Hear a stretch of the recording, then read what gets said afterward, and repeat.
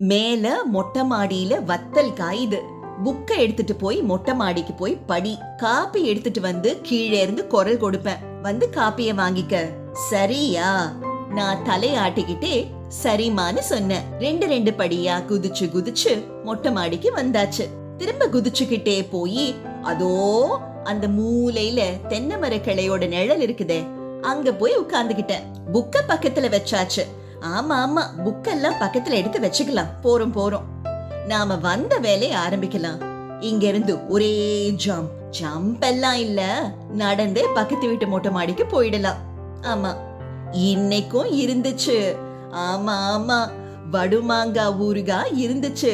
சப்பு கொட்டிக்கிட்டே வடுமாங்கா பக்கத்துல போய் நின்னுகிட்டேன். ஒரு 2 மாங்காய் துண்டை எடுத்து வாயில போட்டுக்கிட்டேன்.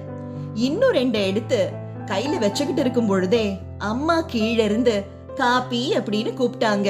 அச்சச்சோ, இப்ப இந்த மாங்காய் துண்டை என்ன பண்றது? அவசரமா ட்ரவுசர் பாக்கெட்டுக்குள்ள போட்டுக்கிட்டேன். ட்ரவுசர் பாக்கெட்லயா? ஆமா, போட்டுக்கிட்டேன். என்ன பண்றது? நான் கீழே இறங்கி ஓடுறதுக்குள்ள அம்மா 2 படி ஏறி வந்துட்டாங்க.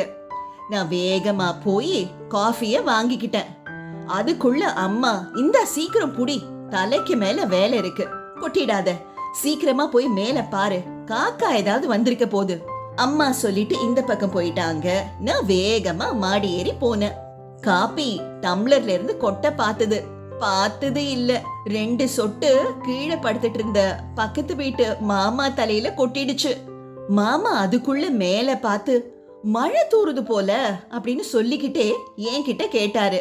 நான் ஆமா மாமா அப்படின்னு சொல்லிட்டு ஓட்டமா ஓடி போயிட்டேன். மாமா உடனே மொட்டை மாடியில துணி காயுதே அப்படின்னு சொல்லிட்டு அவசரமா மாடிக்கு ஓடி வந்தாரு. நான் ஓடி போய் தண்ணி டேங்குக்கு பின்னால ஒளிஞ்சுக்கிட்டேன். மேல வந்த மாமா, மழை கூட நம்மள ஏமாத்துதுப்பா, 2 சொட்டு, இப்பெல்லாம் எல்லாமே இப்படித்தான் நடக்குது, போ. மாமா கொடியில காயிற துணிய ஒவ்வொன்னா எடுக்க ஆரம்பிச்சாரு. மழையா அப்படின்னு கேட்டுக்கிட்டே பக்கத்து வீட்டு பாட்டி வடுமாங்காவை எடுக்க வந்தாங்க. வந்துட்டு, அச்சச்சோ, பாய் முழுக்க வடுமாங்கா காய வச்சிருந்தேன், கொஞ்சம் கொஞ்சமா காணாம போகுது, இப்ப பாதி தான் இருக்கு அப்படின்னு சொல்லிட்டு சந்தேகமா கீழ் வீட்டு மாமாவை பார்த்தாங்க. மாமா உடனே, ஆமா பாட்டி, காக்கா ஏதாவது சாப்பிட்டுருக்கோம் அப்படின்னு சொன்னாரு.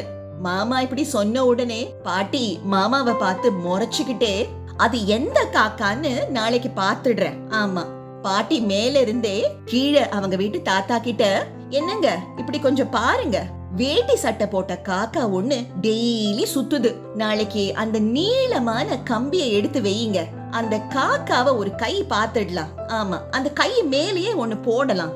ஆமா. கீழ் வீட்டு மாமா உடனே ஆமா அப்படின்னு சொல்லிட்டு, என்னது, நல்லதுக்கே காலம் இல்லையே பாட்டி, என்ன கம்பி கிம்பின்னு மிரட்டுறீங்க, இதெல்லாம் ஒண்ணும் நல்லா இல்ல. ஆமா.